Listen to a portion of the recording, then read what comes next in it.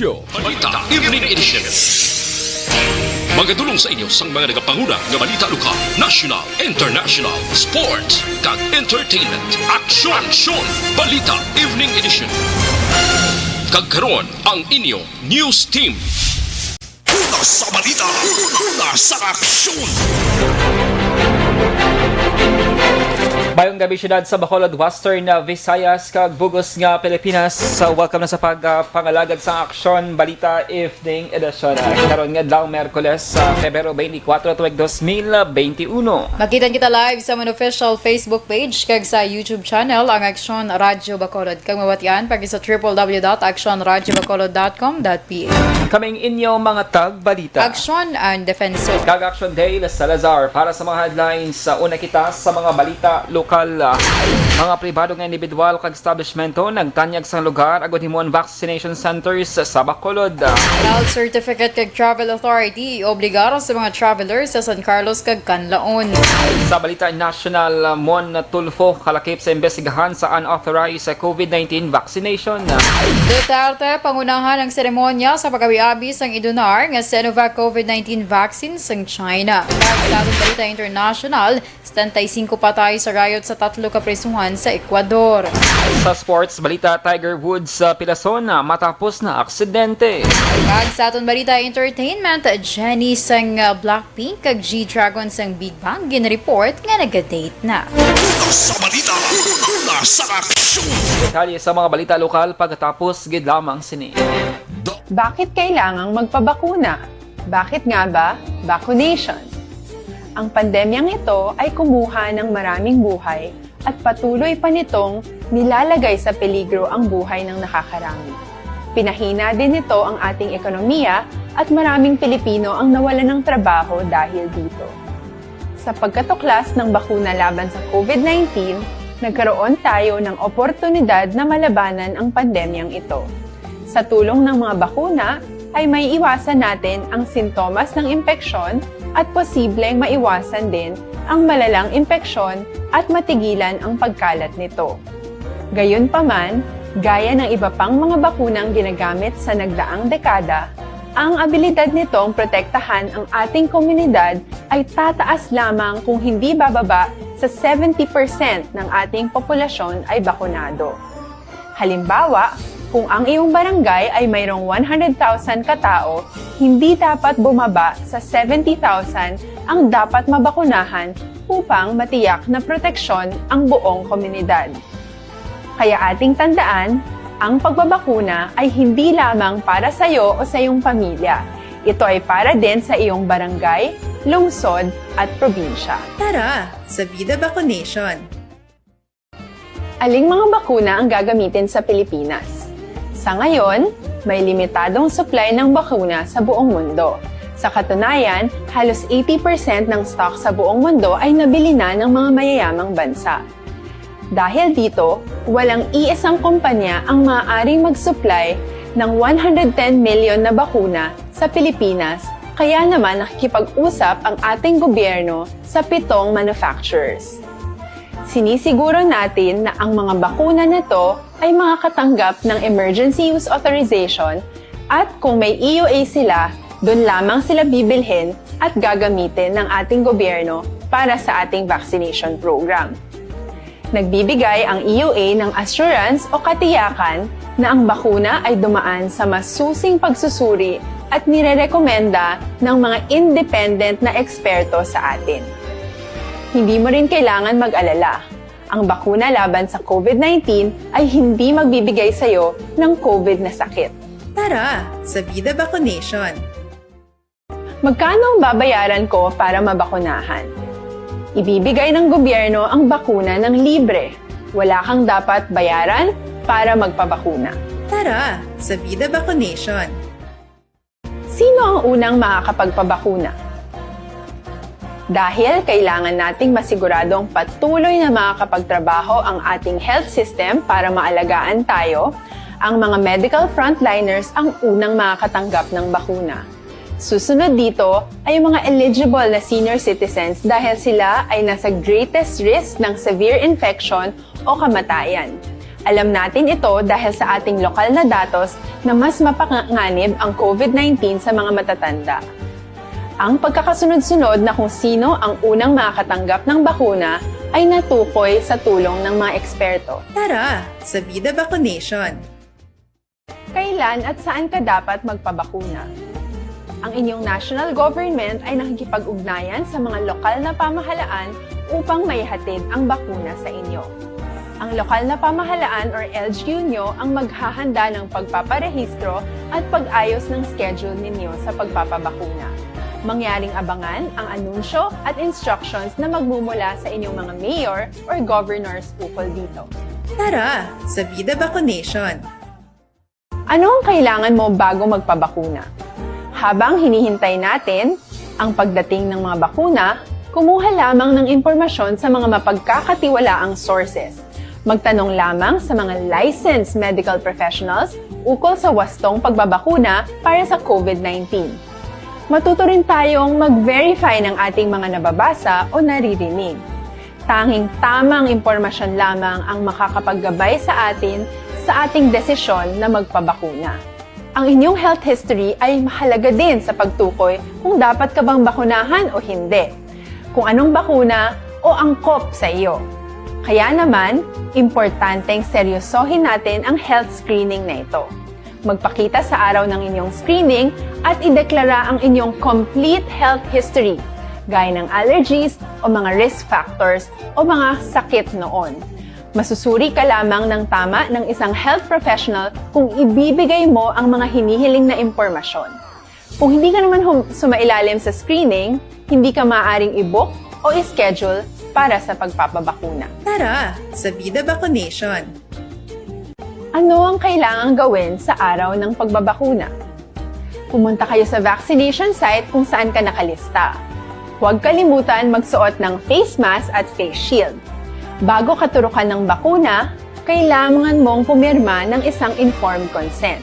Sa pagpirma ng dokumentong ito, ay pinapatunayan mo na voluntaryo kang magpapabakuna at alam mo ang mga benepisyo at posibleng side effects nito.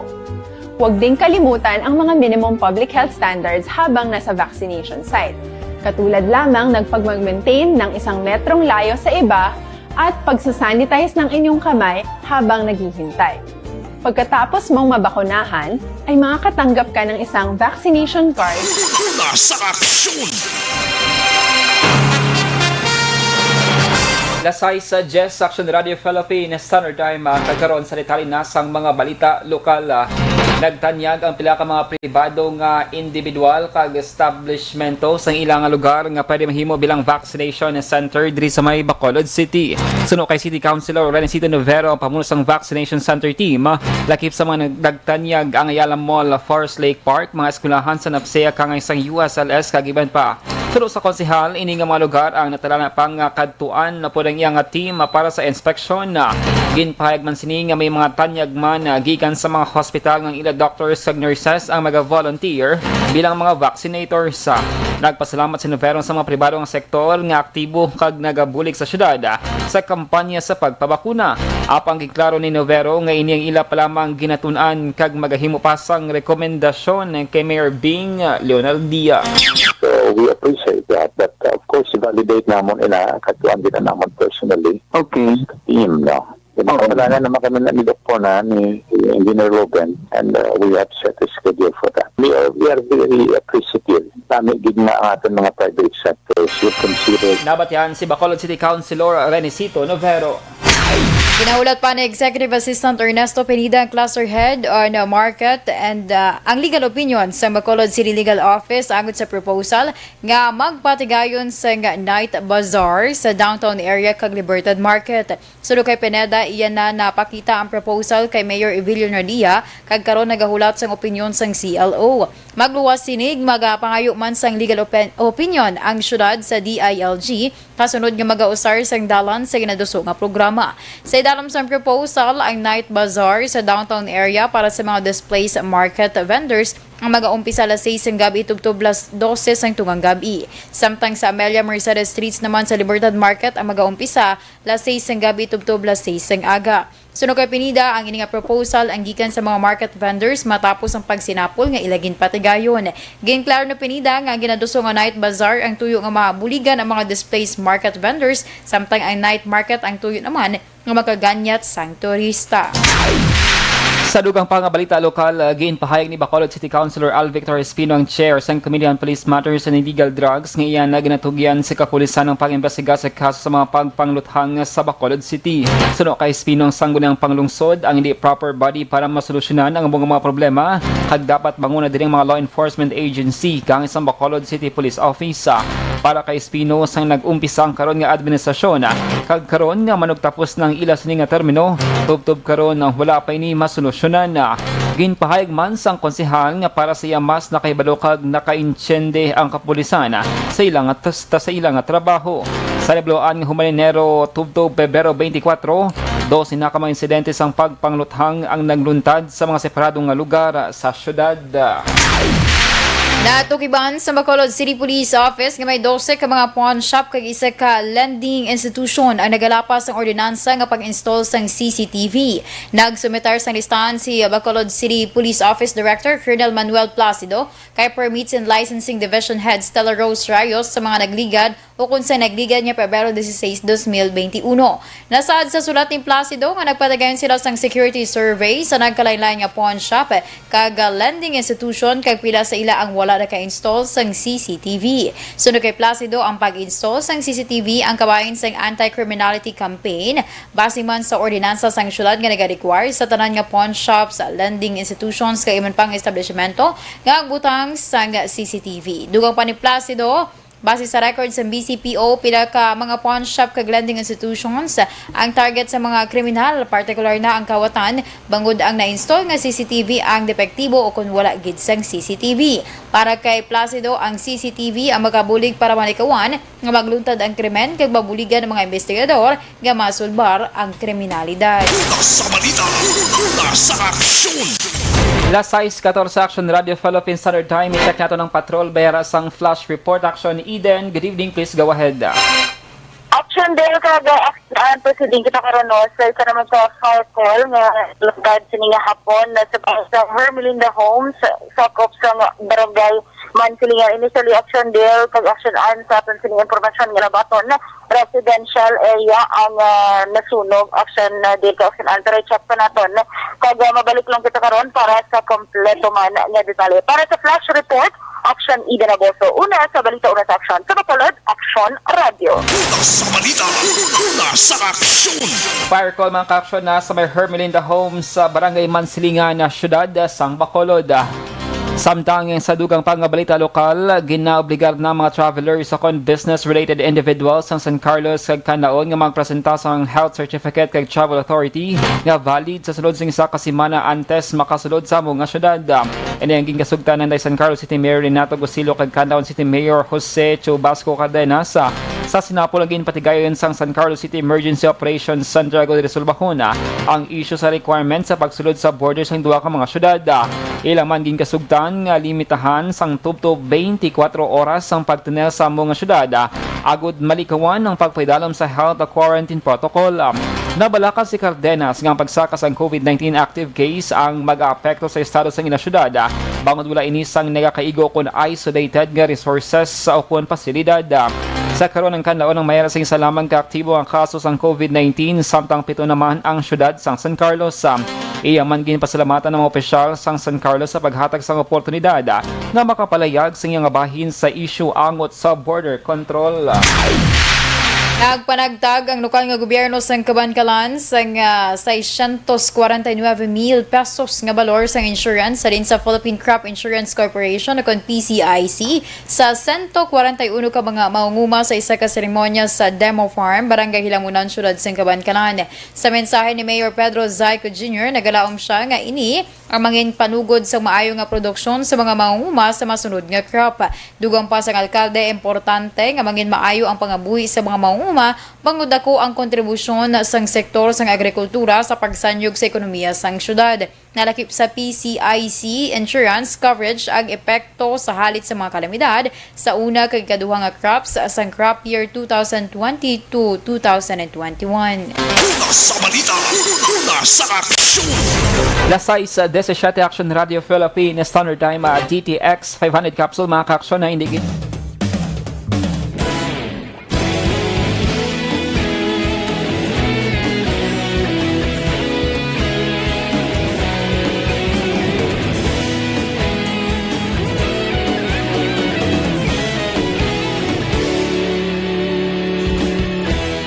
Agapasumbanwa, mabugnaw nga hangin nagadapyan na.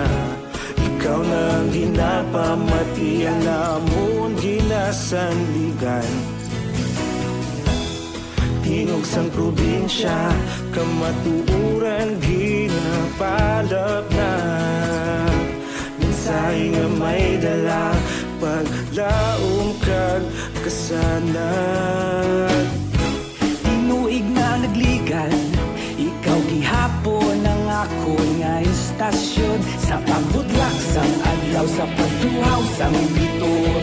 Mga balita nga dala inspirasyon.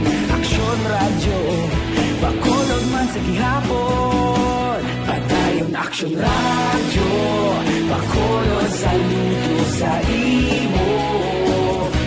Padayon aksyon radyo, salamat sa pagserbisyo. Patas kag balanse, matuod na mensahe, wala sang hinadampingan. Padayon aksyon radyo.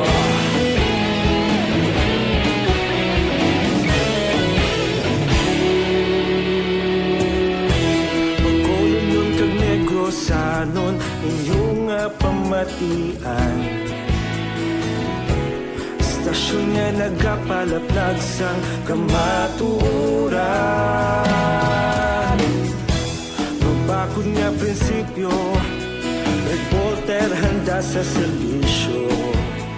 Kahapon, karon kag sa gihapon, kita magapadayon.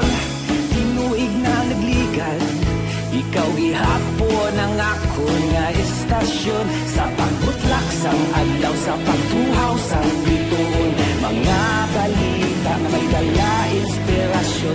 Aksyon radyo, bakolon man sa gihapon. Padayon aksyon radyo, bakolon saludo sa imo.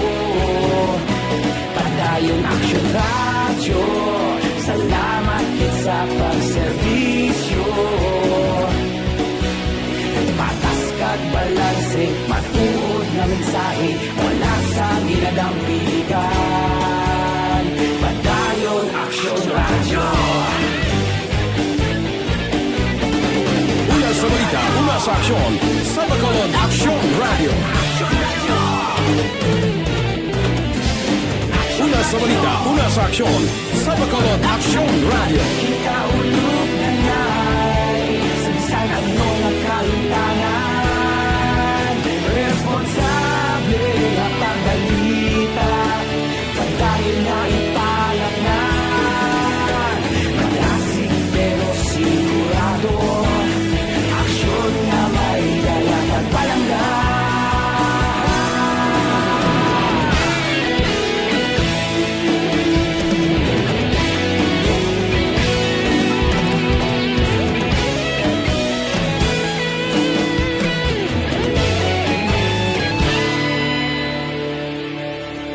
Padayon aksyon radyo, bakolod saludo sa imo. Padayon aksyon radyo, salamat kit sa pagserbisyo. Padayon aksyon radyo, bakolod saludo sa imo. Padayon aksyon radyo, salamat kit sa pagserbisyo.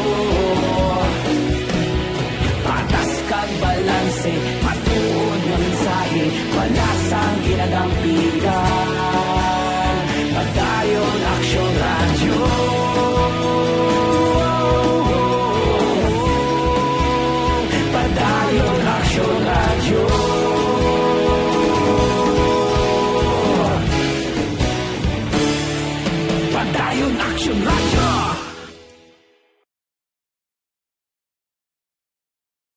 Bakit kailangang magpabakuna?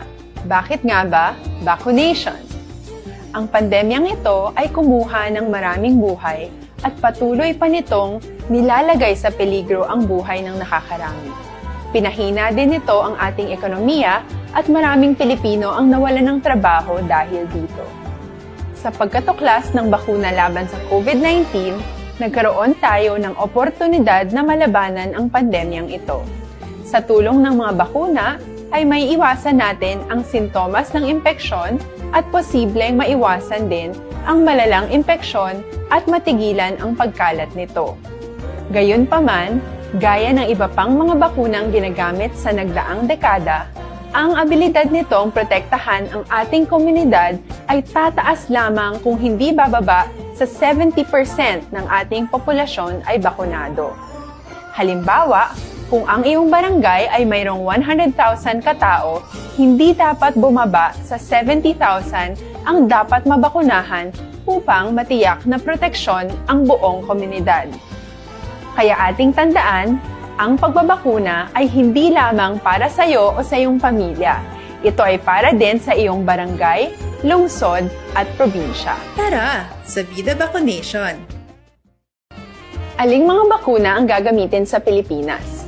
Sa ngayon, may limitadong supply ng bakuna sa buong mundo.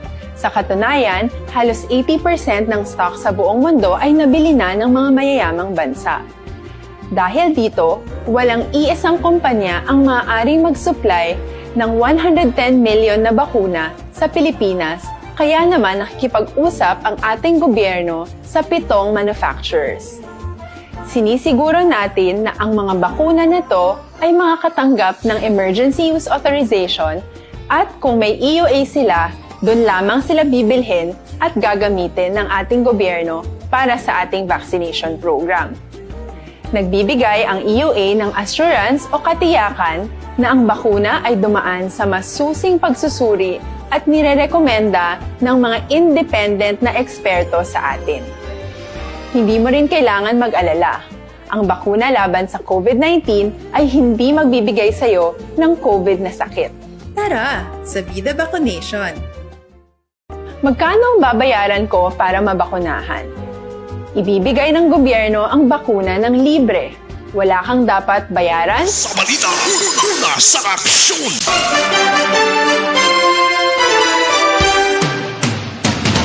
Lasay sa 25 Action Radio Philippines Standard Time kagkaroon sa detalye nasang balita nasyonal. Pag-imbestigahan man ang ginhimo nga pagpabakuna sang newspaper columnist si Ramon Tolfo sang hindi rehistrado nga COVID-19 vaccine halin sa Sinopharm. Sunod kay Health Undersecretary Maria Rosario Vergere, makabid nga illegal ang ginhimo ni Tolfo kung mapamatud-an nga wala na sandig sa kasuguan ng iya nga pagpabakuna. Dugang pa ni Vergere nga tanan nga mga persona nga nag-ako nga nagpabakuna kontra COVID-19 ang ilakip man sa patigayunon nga investigasyon.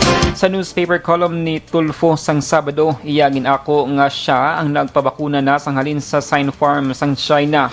Unang dirigin pahayag ni Tulfo nga nagdesisyon siya nga magpabakuna agod may baluan kung ano ang epekto sini bangod duyag niya nga mangin distributor sang Sinopharm vaccines sa Pilipinas.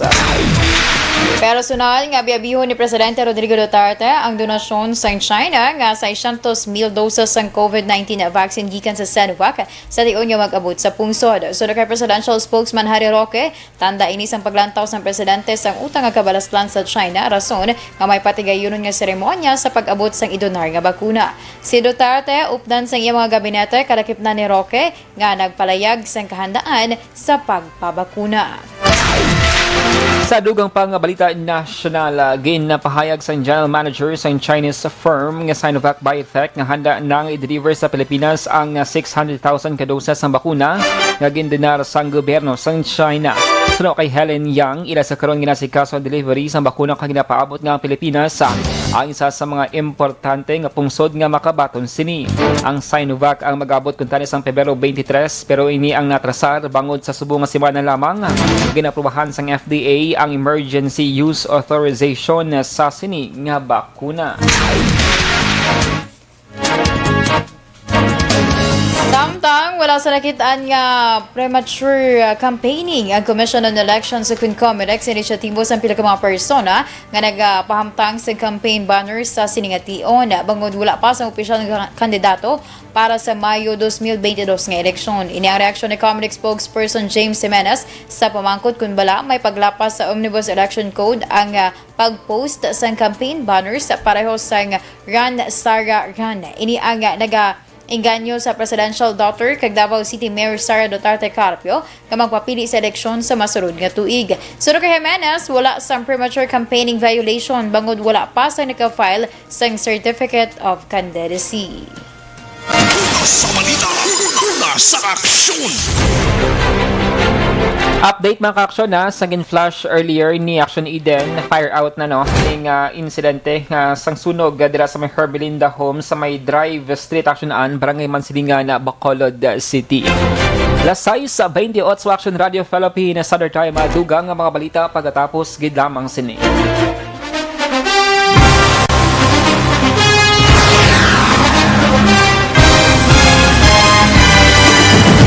Mga balita nga una nabatian, mga impormasyon nga nakaapekto sa pagpangabuhi sang tanan, drama nga naghatag kabuhi sa istorya sang paglaom, paghigugma kag pagpasimpalan, serbisyo nga makatalandog balatyagon kag nagbunga sang pagsanyog, istasyon sang tanan sa sulod na sang 51 ka tuig, istasyon nga hindi kamupag kalipatan. 7 ka mga kongresista, 1 ka gobernador ang araw sa nagkulist sa pedaya yung pamangkot to nagligad para pamaninga ning nawawagay sa ngalan wala to naman nga maglapit na lang ang eleksyon pagwa. Sakit lang kung kayo nga katapos ang media nga mag-report lang sa senaryo kabisan mahatagan kamo tsansa nga makapalayag sa inyo hibubunot batok sa pulis. Wala niya tsansa mo, nagpasarhag na ang kamera, wala ang ila counterpart sa Senado, nagpabungol-bungol. Kamuda daw ga pinagusto lang sa kamera, insulto sa Senado. Una sa balita, una sa aksyon, Sabado, Aksyon Radio. Today, DOA is confirming that a 38-year-old female Chinese patient under investigation, or PUI, is positive for the novel coronavirus 2019 DAS-CoV. I issued an order to Executive Secretary Mijal Dia clearly laying down the responsibilities of each department in implementing the Bayanihan to Heal as One Act. Makabig nga pinakadako nga hangkat nga natubang sang pungsod Pilipinas ang COVID-19 pandemic. Tanan nga sektor ang apektado. Tanan nga kinahanglan sang pagtamod kag nagakaigo nga pagserbisyo. Bisan pa ang industriya sang pagwaragwag nagapangatubang sang kaangay nga pagpanghangkat.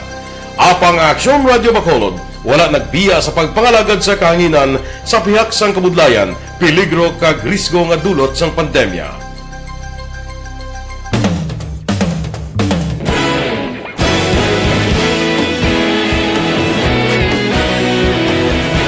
Sa sunod na sang 51 ka tuig, nasaksihan ang dedikasyon sa Aksyon Radio Bacolod sa pagdulong sa mga balita kag impormasyon para sa interes sang mga pumuluyo.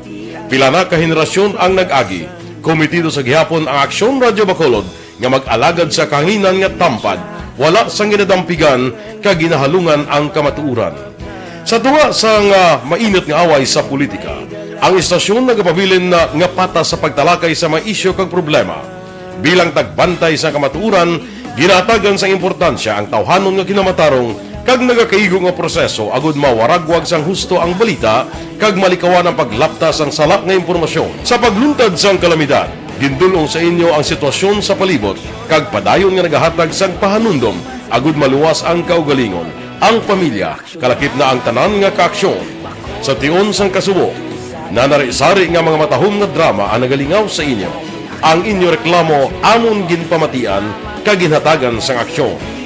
Padayon ang reforma sa serbisyo ang ginahimo sa Aksyon Radio Bacolod agud madulong ang balita sa diin ka man nga bahin sang kalibutan.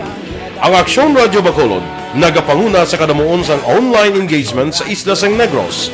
Ang Facebook followers sa istasyon ang nagdangat na sa masobra tunga sa milyon. Bacolod kag Negros anon inyong pamatian. Istasyon nga nagapalaplag sang kamaturan. Humalin sa tutubtub suwong, nagapanguna sa gihapon sa balita serbisyo publiko kag kalingawan ang Aksyon Radio. Napili bilang finalist sa UP Broadsox Choice for Gandingan ng Katarungan sang Gandingan Awards 2020 ang Aksyon Radio Bacolod. Naghakot man sang pagpasidungog ang makatapo kang programa sa Aksyon Radio Bacolod sa Tingog kag Handurawan Awards 2020. Ang tanan nga kadalagan nga naangkon sa Aksyon Radio Bacolod sa masobra 5 kadekada ang nagapatimaan lamang sang padayon nga pagsalig sa mga pumuluyo sa radyo nga nangin kabahin na sa ila matag adlaw nga pagpagabuto.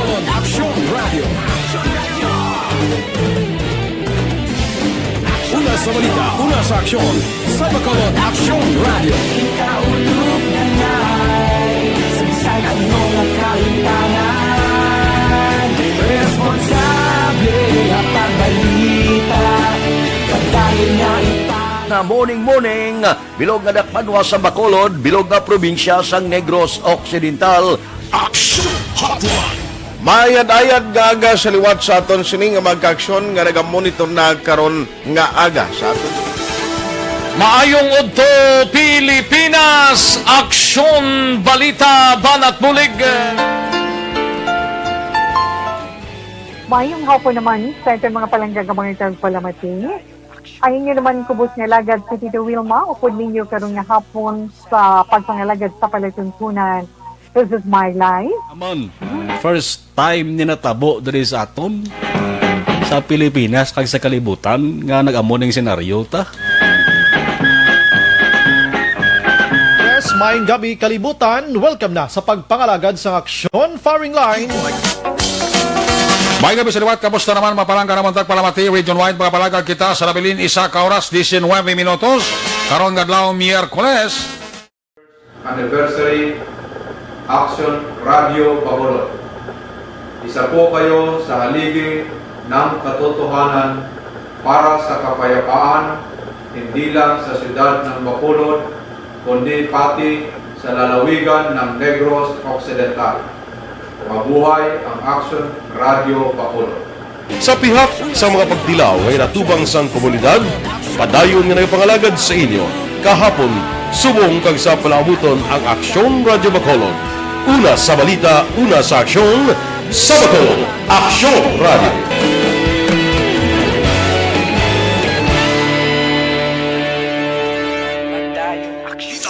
Una sa aksyon.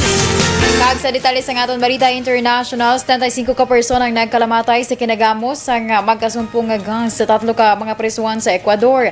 Sino kay National Service of Attention to People Deprived of Liberty ukon SNAI Director Edmondo Moncayo, may mga staff man sa presuhan, security forces kag kapulisan ang napilasan.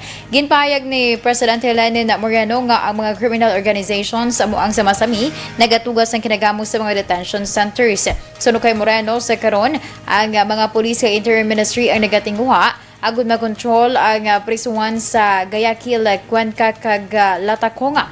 Iya may ginmando sa Defense Ministry nga ipatuman ng istrikto nga pagkontrol sa mga armas, bala kag eksplosibo sa outer perimeter sang prisuhan. Suno kay Edmondo Moncayo, ang director sang government sa SNAI Persons Management Body, na recover sa mga gwardya ang 2 ka mga pusil nga gingamit sa pagpatay sa leader sang isa ka grupo sang mga priso sa Guayaquil. Una sa balita, una sa aksyon. Sa sports balita, pilason si golf champion Tiger Woods kagindala sa hospital sa Los Angeles, California matapos nga aksidente ang ginameneho sining Genesis Sport Utility Vehicle sang Martes nga adlaw. Si Woods ay nagaisahanon nga nagasakay sa salakyan sa natabo ang aksidente. Sa inisyang investigasyon, mas madasig sang sa normal speed ang dalagan sang salakyan sang atleta sang ining naglapaw sa sala nga lane antes ining nagdigid pakato si sa kabang lida. Nagwa sa report nga nakaangkon sang fracture sa 2 ka mga paa si Woods. Si Woods nga nag-edad 45 anyos ang 15-time Grand Slam champion. Sulo kay agent Mark Stenberg, si Woods ay nakaangkon sang multiple leg injuries kay nagpaidalam sang surgery sa Harbor Eucla Medical Center. Nagpalambot naman sa pagpangamuyo ang pila ka mga atleta para kay Woods. Una sa balita, una sa aksyon. Kag sa aton balita entertainment, wala nagatag sang kompirmasyon ng kompanya sa Blackpink member nga si Jennie kag Big Bang member nga si G-Dragon. Apang madamo nga news sites para sa K-pop ay nagpagwa naman na ang duha nagadate na. Una diri, nagwa sa reports ng Korean news outlet nga Dispatch. Ang 32 anyos nga Big Bang leader kag 25 anyos nga Blackpink rapper ay nagakita na isang sekreto kag nagadate sa ilabalay. Ang relasyon sang duwag in sekreto man sang YG Entertainment kag nagparayag nga wala sila sa poder agud kumpirmahon ang amo nga report.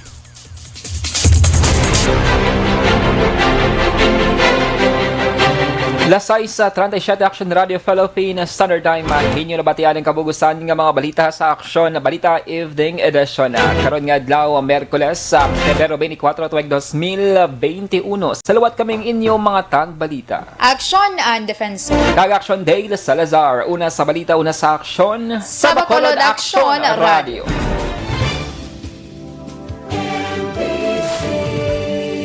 Manila Broadcasting Company. Sa balita, komentaryo, issue, serbisyo publiko. Aksyon Radio. Sa Bacolod, Aksyon Radio. Aksyon Radio.